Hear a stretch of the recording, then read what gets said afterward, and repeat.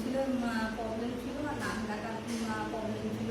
তার জন্য আমি ডক্টর রাহুল সরকারকে দেখিয়েছিলাম। উনি বলেছিলেন এই টনসিল আর নাকের প্রবলেম আছে, তার জন্য আমি দেখেছিলাম, অপারেশন করিয়েছি। খুব ভালো অপারেশন করেছেন উনি, খুব ভালো আমি রেজাল্ট পেয়েছি।